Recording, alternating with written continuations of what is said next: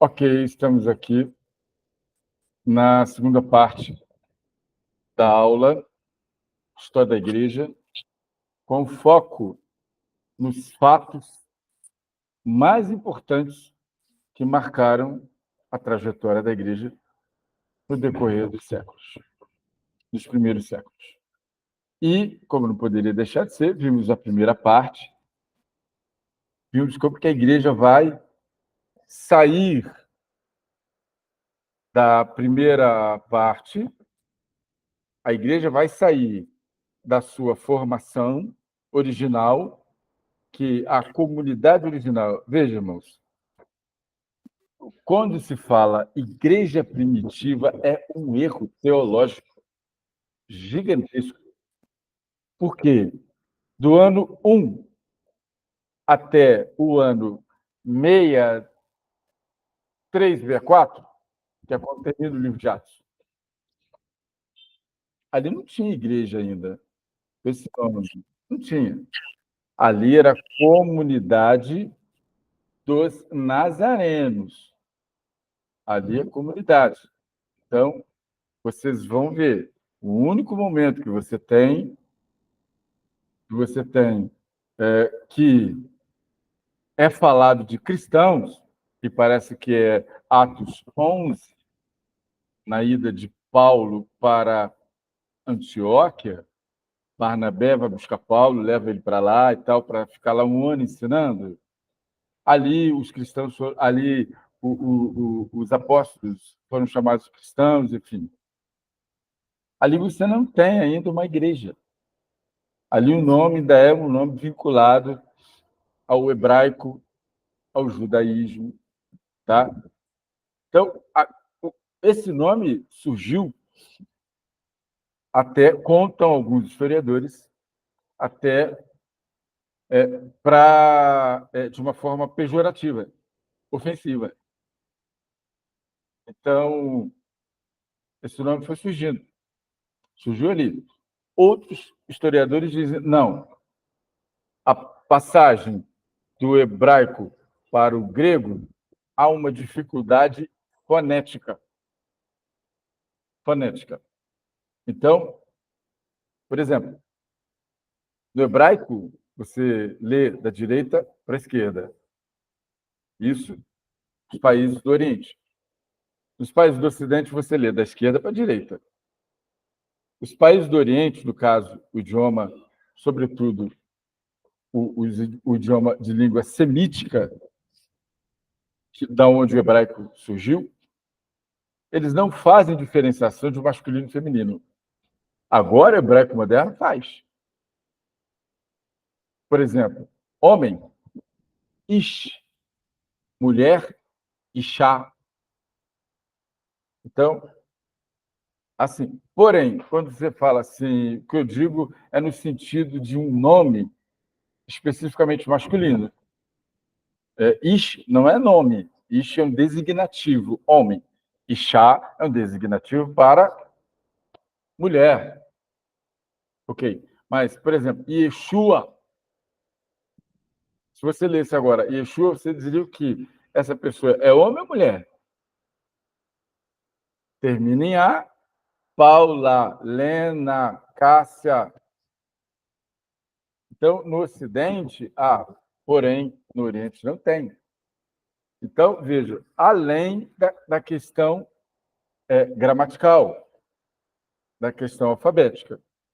Então, o nome que eles conseguiram para transformar, para falar de nazarenos, ou era nazarenoi, ou era cristianoi. Então, no original em hebraico, eles pegaram esse nome, cristianoi, cristãos. Tá? Enfim, não tem dificuldade. Então, eu falei sobre isso. Esse tempo aí, do ano 30, o ano 30 tem a morte de Jesus de Nazaré, 50 dias depois tem o Shavuot, tem o descer do Espírito Santo. Ali, os discípulos que estavam ali, eles foram cheios do Espírito. Ah, tá, outra coisa. Em Atos 2, Não tem batismo com o Espírito Santo, tem enchimento com o Espírito Santo, porque eles já haviam sido batizados antes. Quando o Senhor aparece no meio deles, eu não estou lembrado qual o texto, depois os irmãos, se tiverem aí, o Serjão me ajuda aí, e diz qual é o texto. O Senhor Jesus aparece no meio deles e diz: a paz seja convosco. Aí a coisa. Novamente ele diz: a paz seja convosco. Eis, eis quem envia sobre vós o Espírito Santo. Recebei o Espírito Santo. Soprou sobre eles. Quem estava ali? Quem era essa pessoa? O doador da vida. Então ele podia fazer isso à vontade. O texto João 20, 21. João 20, verso 21. verso 21. Isso foi batismo no Espírito Santo, não é com, é no Espírito Santo. Quando chega em Atos, veja, o que acontece ali? Uma manifestação do Espírito Santo. Eles foram cheios do Espírito Santo. Só corrigindo, pastor, verso 21 e 22. 21 e 22, amém. Eles foram cheios do Espírito Santo em Atos. Cheios. E o que aconteceu ali? O pessoal discute à vontade. O que aconteceu ali foi uma glossochanolalia, ou seja, línguas idiomáticas. Por quê? A palavra diz que cada um judeu de fora entendia na língua do país de onde ele vivia. Não foi língua estranha. Não foi a língua estranha lá de Coríntios 12, 7 a 9. Não. Aquela, sim, é língua estranha mesmo. Ninguém entende e só os anjos entendem. Ou quem tem o dom de interpretação. Beleza. Eu quero que vocês guardem bem isso. Então, o primeiro fato relevante disso. O nome, a igreja só vai ser igreja a partir do século II, de 101 em diante, com destaque para o indivíduo chamado Inácio de Antioquia. Ele mudou tudo. Por quê? Porque até o ano 96, os apóstolos desapareceram, sendo o último João, conforme o próprio Senhor Jesus havia prometido. Um de vocês não vão conhecer a morte. Mas quem é? Não importa. Mas quem é, Senhor? Não importa. Se eu quero, o que importa para vocês? Aqui sim é que vai cumprir. E foi João. E João vai até 90, 96 e tal, morre Diocleciano e tudo. João sai de Patmos e morre de velhice. Então, ali, a igreja mãe era a igreja de Jerusalém. Igreja, entre aspas, você tem ali uma congregação que ia lá. E eram nazarenos. Você tinha um grupo de pessoas que formavam o alto concílio da igreja. Vai ver em Atos 15 e em Atos 10 também, você vai ver. Eles se reúnem e lá eles davam as decisões e mandavam extrair a carta. Isso não foi uma nem duas vezes. Só que só está narrado ali em Atos 15, uma única vez. E mandavam emissários e tal. Essa palavra emissário no hebraico é shilirim. E eles mandavam os emissários e levar essas cartas. Essas cartas eram multiplicadas para que fosse levado para outras congregações. Então, o primeiro fato é que não tinha igreja ainda, era a congregação dos nazarenos. Eram nazarenos, eram seguidores do caminho, eram seguidores da seita. Seita, naquela época, não tinha a mesma significação dos dias de hoje. Tá? Seita era apenas uma ramificação. Ponto. Ali estava desse jeito. E vai prosseguir. Você vai ver em Atos 26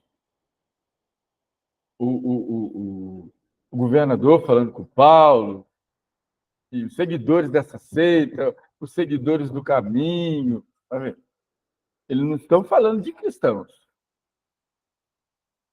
Isso só acontece uma vez, até esse ano. Depois que o último apóstolo sumiu, morreu todo mundo.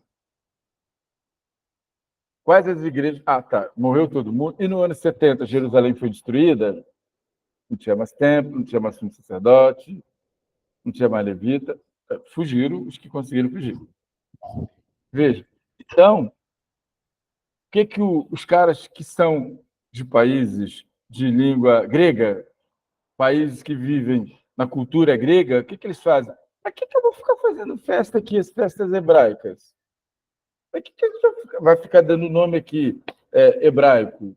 A gente vive aqui na cidade X, Grécia, por exemplo. Aqui a filosofia é grega, irmão.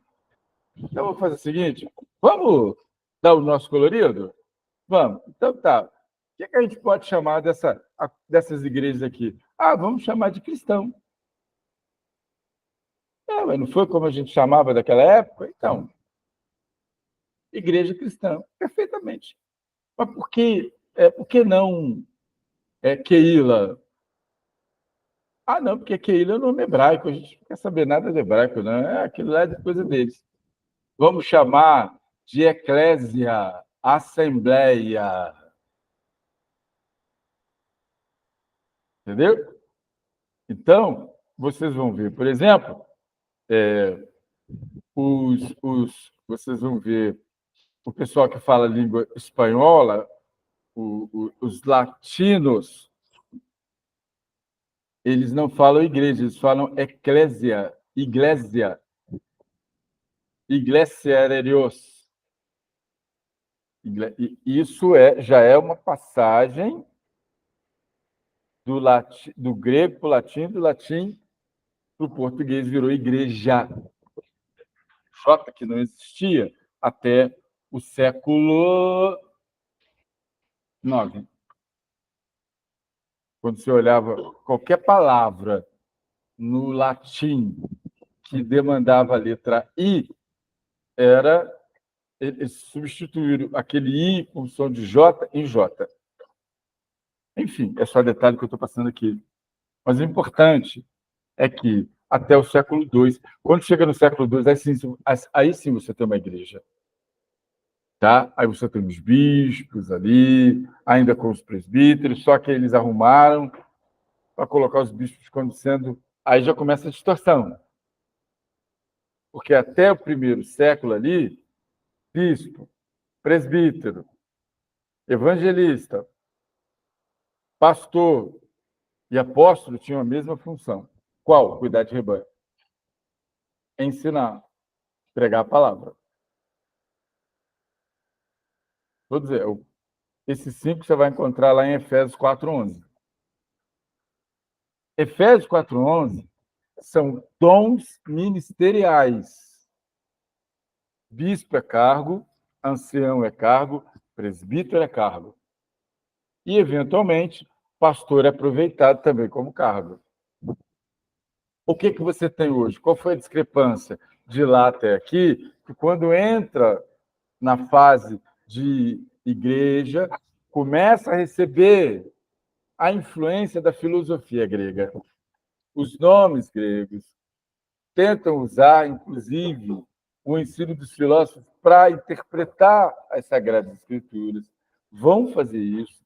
Vocês vão ouvir falar de Justino Marte, que vai usar isso. Vocês vão ouvir falar de Tertuliano, meu colega advogado, Tertuliano de Cartago, que vai usar o direito para interpretar os textos bíblicos. Ele vai pegar regras de interpretação de textos jurídicos e vai usar para interpretar os textos bíblicos. Coleguinha Tertuliano de Cartago. E assim, começa a igreja ali. Bom, ok. Século II, ano 101, vai até o ano 200. Ou seja, do ano 101 a igreja vai entrar no processo de perseguição, 250 anos. Aí você vem a arena, aí você vê catacumbas, aí você vê uma série de perseguições. Oficiais uma, gerais uma, locais outra. É aonde a gente vai entrar aqui agora, tá? Então, eu fiz essa introdução para você se situar na história, tá bom? Então, vamos lá aqui. O processo sui generis da pseudo, isso aqui significa falso, conversão de Constantino. Do Solis Invictus a Jesus Cristo. Solis Invictus era o Deus que eles adoravam. Solis Invictus com Mitra era o Deus que era adorado praticamente pela maioria das legiões romanas. Então, a conversão de Constantino foi diferente, com certeza, da conversão de qualquer cristão comum. Quando algum pagão se convertia, prestem bem atenção nisso, ele era submetido, ele era chamado de catecúmeno.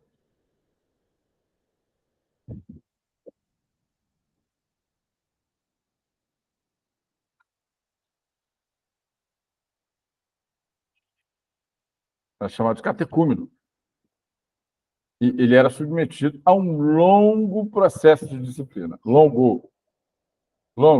As mais das vezes em torno de 3 anos.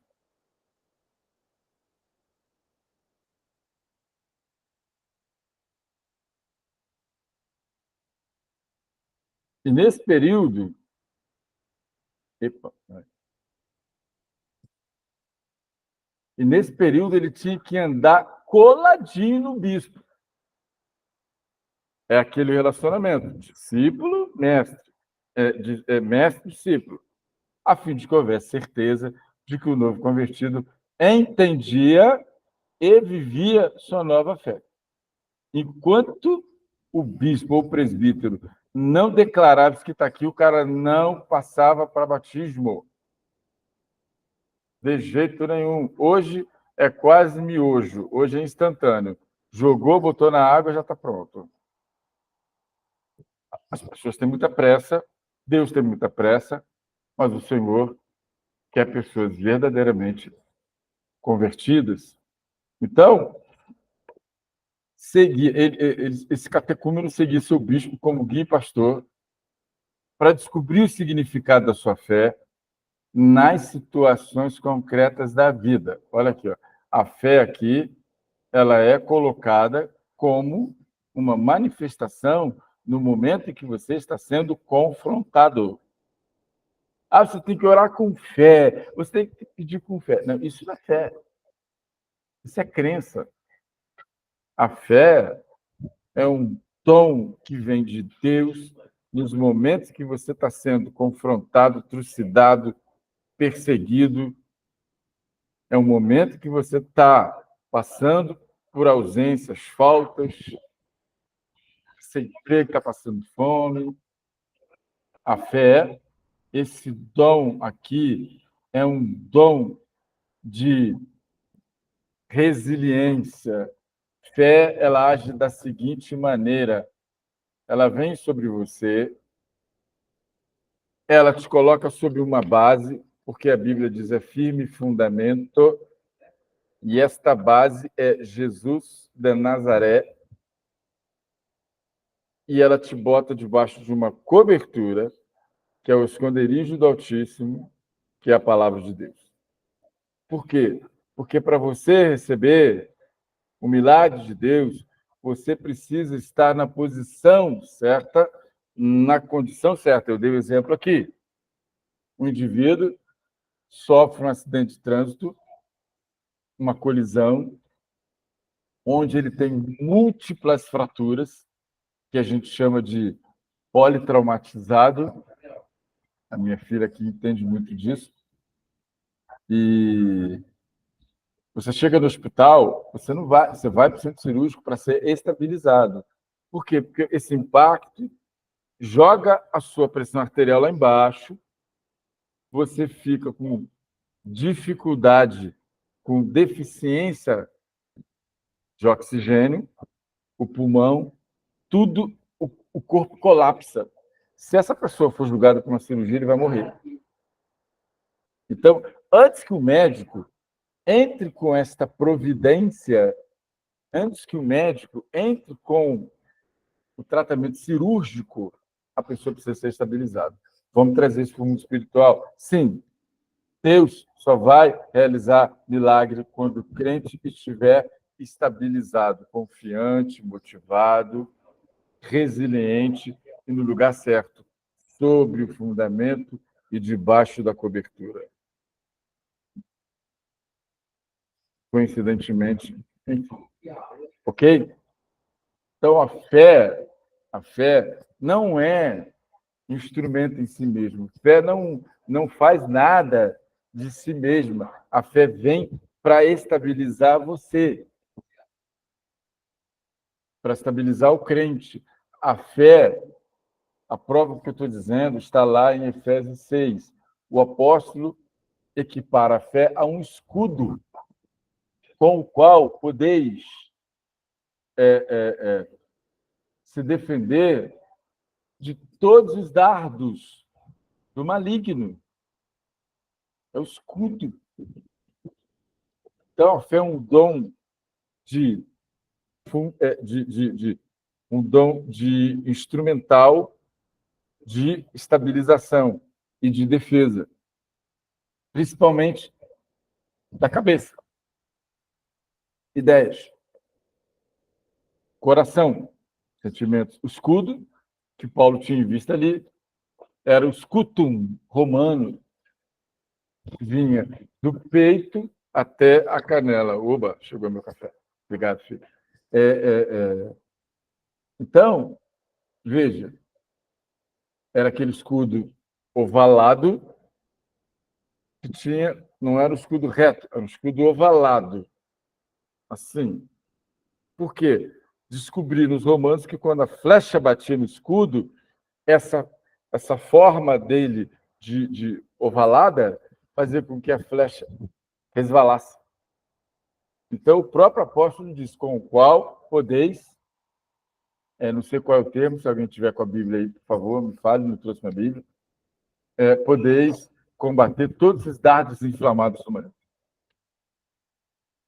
Então, eles eram levados, os catecúmenos, voltando ao significado da fé, eles eram levados. O catecúmeno, o bispo ou o presbítero, devia acompanhar de perto aquilo que o catecúmeno estava vivendo, para depois, então, chegar lá na congregação e testificar, não, ele recebeu realmente uma transformação, ele está transformado. Eu acompanhei, eu vi tudo e tal. Aí ele era levado para o batismo. E ele precisava verbalizar aquilo que ele entendeu, aquilo que ele aprendeu. Então, meus amados, até aqui, o ensino aqui meio que copiava o método do Senhor Jesus. O Senhor Jesus ensinava praticando e praticava para ensinar. Os discípulos acompanhavam o Senhor, viam os milagres, depois ele ia ensinar. Quando eles ouviam o ensino, eles lembravam daquilo que eles viram, daquilo que eles assistiram.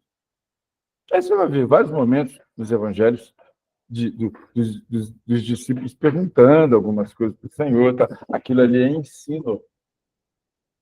Ensino. Aquilo ali é Torá. Ensino. Torá também tem o significado de ensino.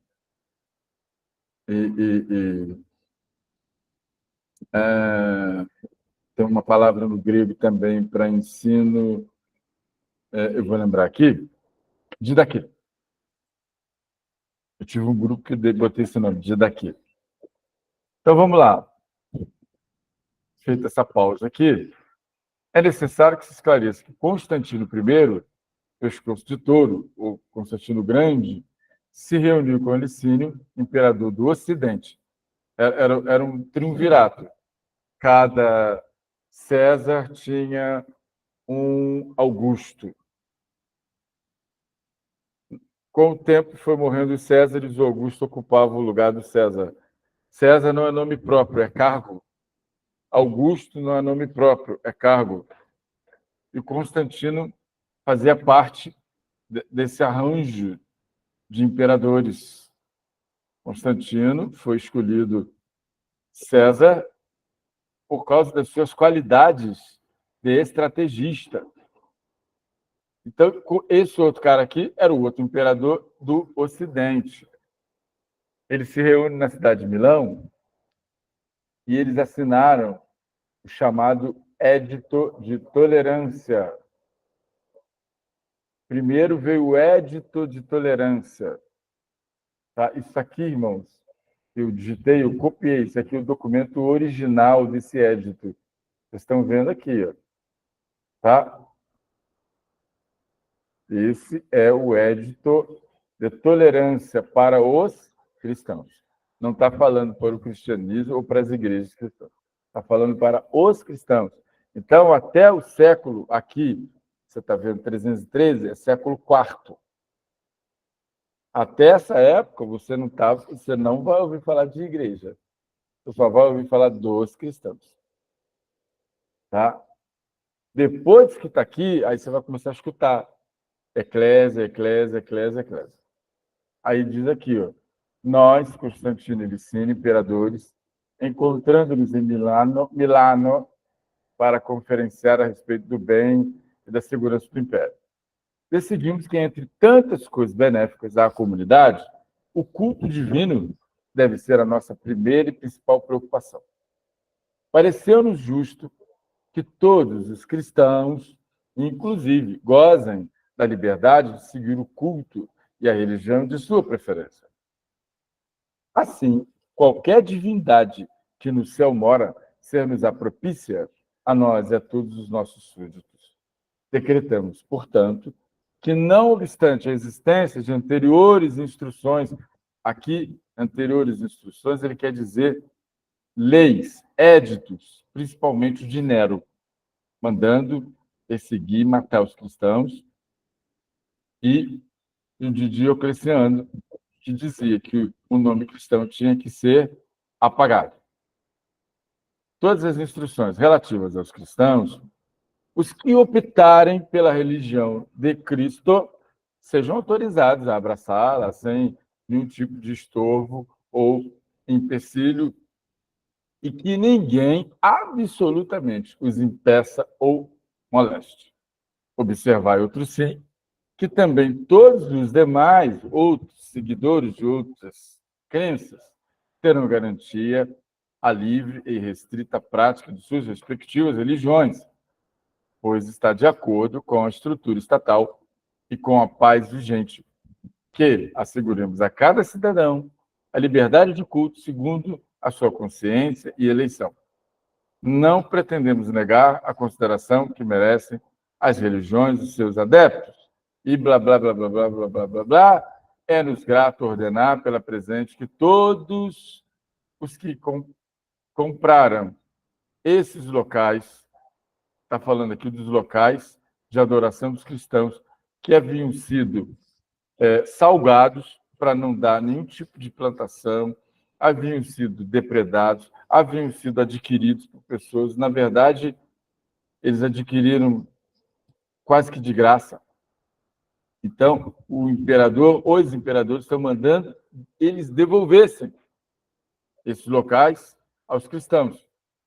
As mais das vezes eram casas improvisadas, como é o caso da igreja de Dura Europos, que é dessa época aqui, século I, século II. Depois eu vejo se dá tempo de mostrar aqui uma imagem do sítio arqueológico dessa igreja, que era uma casa e foi adaptado para ser local de adoração cristã, ou eclésia, ou igreja. Então, as igrejas recebidas como donativo e os demais que antigamente pertenciam aos cristãos devem ser devolvidos. Proprietários, porém, podiam requerer uma compensação. E tal use a máxima diligência, Então, veja, Mais tarde, ainda nesse século, 300 e tal até 400, século IV, outro imperador que veio depois de Constantino, Teodósio, vai fazer o Édito de Tessalônica e aqui ele vai declarar o cristianismo como religião oficial do império. Aí, meus amados, acontece o impensável. O perseguido se torna perseguidor. Viraram amiguinho do rei, do imperador, e passaram a perseguir as igrejas pagãs.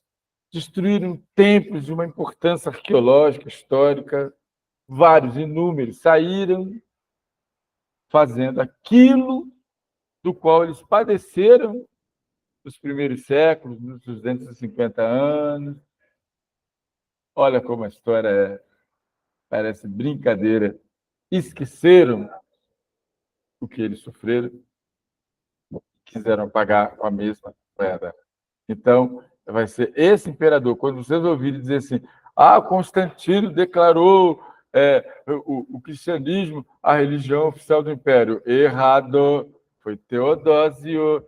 Constantino fez a tolerância.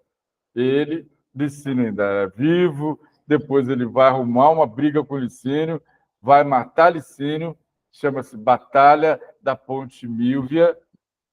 Ele vai dizer que teve a tal da visão da cruz de Cristo e vai se tornar um imperador único. Esse era o objetivo dele.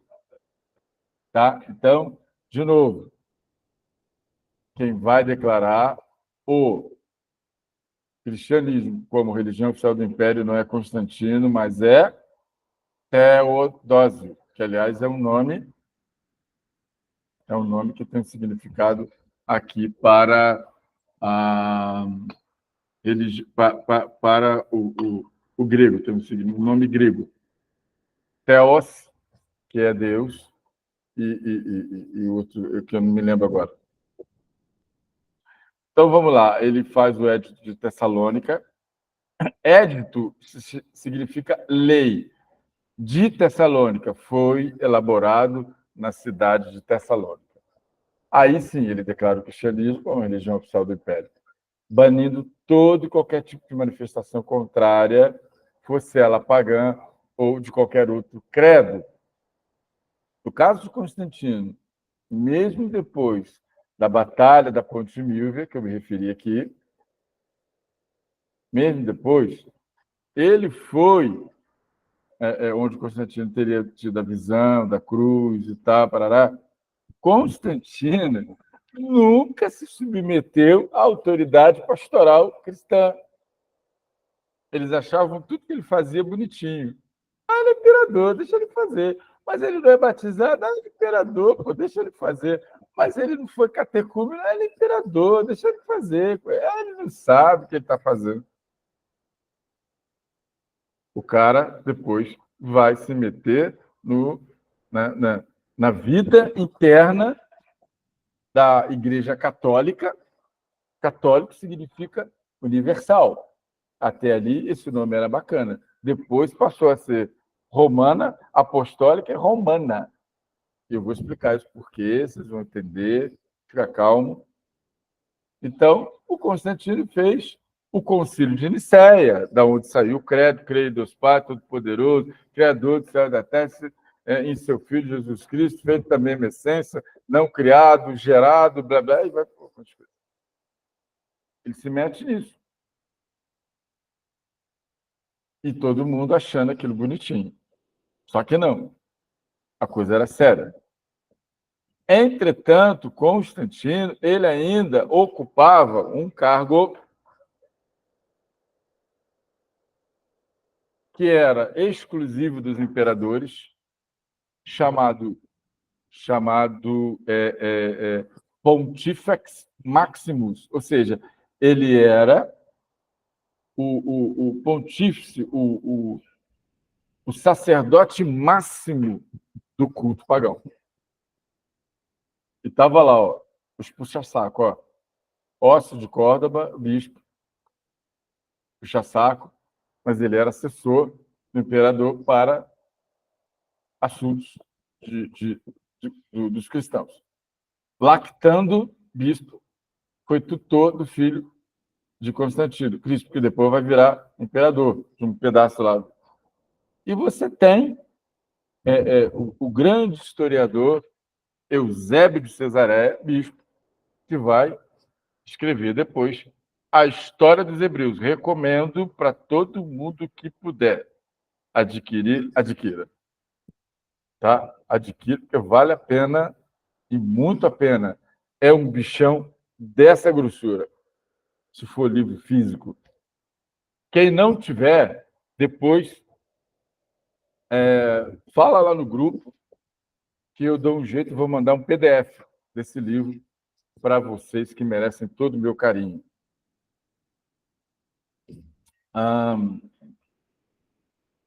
Para isso vocês estão aqui, né? Então vamos lá. Constantino sempre se reservou o direito de determinar ele mesmo suas atitudes religiosas. Ele se considerava, olha aqui, bispo dos bispos. É o que estou falando. Ele culpava essa posição de Pontifex Maximus. Olha, deixa eu ver onde eu vou falar disso. Está aqui. Pontifex Maximus. Você achava bispo dos bispos, o sumo sacerdote do culto aos deuses romanos, aos deuses pagãos. É um panteão. Então, do ponto de vista da doutrina bíblica, Constantino não era crente em Jesus de Nazaré, mas ele era grato. Ele não tinha passado ainda pelo catecumenato, igual eu falei, catecúmeno, processo para poder ser, para poder entrar na fé do Senhor Jesus, que na verdade a gente sabe que isso é uma experiência. E, irmão, se a gente fosse implantar o catecumenato nos dias de hoje, muita igreja ia deixar de crescer. Igual esse crescimento doido, louco que tem por aí, faz o crente miojo, né? Aquele crente instantâneo. O cara chega na igreja, amanhã já soca o cara numa piscininha de plástico, e às vezes nem isso. É o crente miojo. Aqui era 3 anos. O processo. Então, ainda tinha que fazer a confissão pública de fé. Meu Deus do céu. No ato do batismo, ele falava o credo. Um monte de coisa. Tem um documento do ano cento e pouco, que se chama Didaquê, de novo Didaquê, e nesse documento eles vão dar as instruções de como era o batismo, ali no primeiro e segundo século. Depois eu vou ver se eu pego esse documento aqui e a gente dá uma passada. Então, vamos lá. De maneira que qualquer política ou édito em favor dos cristãos, da parte do imperador, era recebido pela igreja como um favor, feito por um amigo, ou um simpatizante. Qualquer deslize dele era encarado da mesma perspectiva, ou seja, uma ação de alguém que não fazia parte do grupo. Olha aqui. Está vendo? Uma pessoa assim podia receber conselhos da igreja, mas nunca a direção ou a condenação da igreja. Essa situação se encaixava perfeitamente nos propósitos de Constantino, porque ele queria ter todo o Império Romano debaixo de uma mesma bandeira, debaixo de um mesmo imperador, debaixo da mesma religião. E ele acabou conseguindo. Graças ao plano que ele fez de conversão de todas as suas legiões. Quando você fala no exército romano, você nunca fala exército, você fala em legiões romanas, que é a mesma coisa, tem o mesmo valor, equivale a um exército. Então, ele vai, contando com aqueles 2 bispos e os outros sacerdotes pagãos, ele vai meio que obrigar os legionários a aceitarem o Deus cristão. Ele vai fazer isso, e quem não aceitasse, morreu. Simples assim. ou aceita ou morre. Então, o certo é que parece que Constantino parecia que ele cria mesmo no poder de Jesus. Da mesma forma que ele cria no poder das demais divindades pagãs. Ele cria no poder do Deus cristão, mas também cria no poder das outras divindades, Júpiter, Apolo, e vai para fora. Então, essa afirmação ela é reforçada na medida em que o imperador não misturava respeito aos deuses dos cristãos com a fé que ele tinha. Não misturava o Deus dos cristãos com a fé que que os cristãos, né, que os cristãos tinham por esse Deus, a ponto de entregar a sua vida por amor a ele. Mas para Constantino, o Deus dos cristãos era, olha bem, olha o que o imperador percebia, qual era a ideia dele. Ó, o Deus dos cristãos era um ser extremamente poderoso que estava disposto a ajudá-lo sempre e quando ele favorecesse os seus fiéis. Olha o pensamento do cara. Dessa forma, Constantino interpretava a sua fé em Jesus Cristo de uma maneira que não o impedia de adorar a outros deuses. Por isso ele ficou ali. Então, boa parte da sua carreira política, ele pensou que os soles invictos e o Deus dos cristãos eram exatamente a mesma divindade. É o que se fala hoje, porque Deus dos cristãos equivale a Buda, equivale tudo errado. Mas tem muita gente boa com esse discurso por aí ainda, vendendo esse tipo de discurso. Então, veja, ele pensava que os outros deuses também eram reais. Eram versões uns dos outros, versões. Apesar de serem subalternas.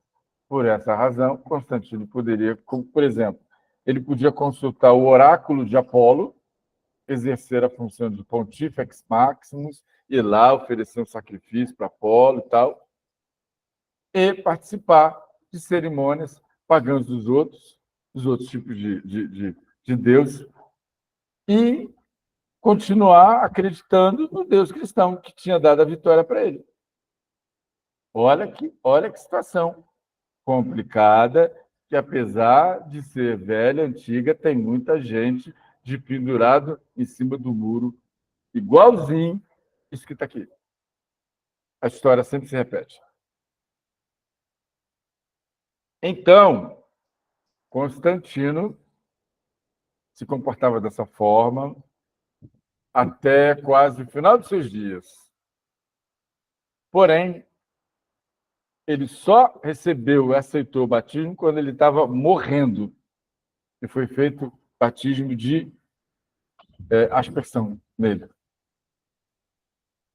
Antes de sua morte, ainda na doença, Constantino aceitou ser batizado para que somente aí ele fosse considerado um cristão. Por isso que eu falo pseudo-conversão. Porque tem muito historiador, tem muita gente na internet falando: Constantino se converteu a Jesus na batalha, não sei o quê. Não, cara pálida, não. No. Lo. Niet. Não. Constantino só aceitou ser batizado e crer quando ele estava para morrer. No seu leito de morte. Enquanto isso, o paganismo comia solto em Constantinopla, em todas as áreas do Império Romano. Tá bom? Bom, meus amados, o que importa aqui não é tanto mostrar as últimas consequências, mas as imediatas consequências desse envolvimento. Aí, a partir daqui, a gente já vai começar a falar dessas consequências. Ó, aqui, ó, olha ele aqui. Ó. Eusébio de Cesareia. Ó. Tá vendo? Falando aqui que não tem nada a ver com esse outro Eusébio. O escritor foi esse cara aqui. O livro dele é uma referência para qualquer pessoa que queira estudar teologia. Uma referência. Tá? Depois a gente pode falar a esse respeito. Então, nós vamos falar sobre os cismáticos, os caras que não aceitaram esse papinho do imperador, não concordaram com a maneira como os irmãos lá da fé encaravam, como aqueles dois bispos, Ócio de Córdoba e Laquetan, eles não gostaram. Não gostaram. Fizeram o quê? Ah, tá. Então, o negócio agora é, você não pode ser mais perseguido. Antes disso que está aqui, para você ser considerado discípulo, digno de ser chamado discípulo, você tinha que ser perseguido, padecer e ser morto pelo nome do Senhor Jesus. E teve um maluco aí, o mesmo, tal do seu Inácio Antioquia, que forjou a situação toda. E, na verdade, ele foi suicida.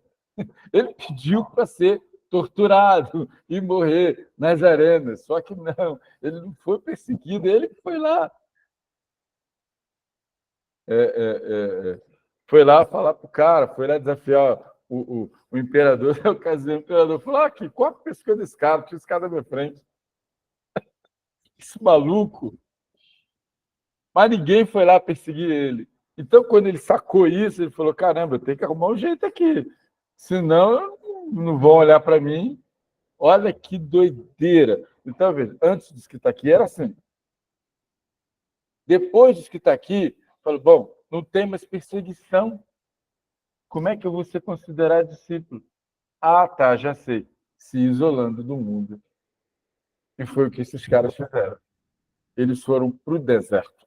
Aí aqui já começa uma história dos mosteiros, das ordens, dos caras que ficavam lá isolados, etc, etc e tal. Então, a gente vai passar por aqui, vamos ver a controvérsia, Diário, o presbítero de Alexandria, sempre Alexandria, é da onde sai um monte de heresia, sempre tem que ser da escola de Alexandria, né? Da lá onde a mesma escola, no seu daquele bispo chamado Orígenes, é o cara que vai criar o tal do nome, a tal da interpretação alegórica. Esse cara que vai criar isso aí. Tipo, esse aqui é tipo disso, esse aqui é tipo de Davi, esse aqui é tipo de Saul.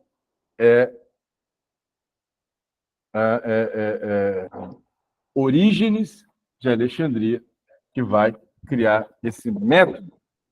Ele vai dizer que isso pode ser aplicado à Bíblia toda. Não dá. Tem hora que tem coisa que não bate e é extremamente perigoso você usar isso. Porque, às vezes, a conta não bate, as coisas não fecham e aí acaba uma grande bobagem. Vamos lá, falei de Dura Europas, aqui, ela aqui. Então, esse estudo aqui é muito rico. Hoje a gente dá mais um passo nele. Eu não quero ficar entulhando vocês de informação. Então, aqui já começa a hierarquização da igreja, concentração de poderes. Nós vamos ver a questão da idolatria aos mortos. Vamos ver de onde surge catedral. Vamos ver a origem da basílica. Por que é que chama basílica? Aí aqui, a influência do protocolo imperial no culto cristão, influência na liturgia, influência em incenso, nas roupas, nos gestos e na procissão. Tá? Não percam, por favor, não percam esse estudo, porque ele é muito rico de informações. E quem não está assistindo está perdendo muita coisa que vai explicar, vai levar você a compreender muitas coisas atuais. Ok? Beleza? Glória a Deus. Então, podemos encerrar por aqui. E eu Amém. dou glória a Deus pela vida de vocês. Baruch Hashem.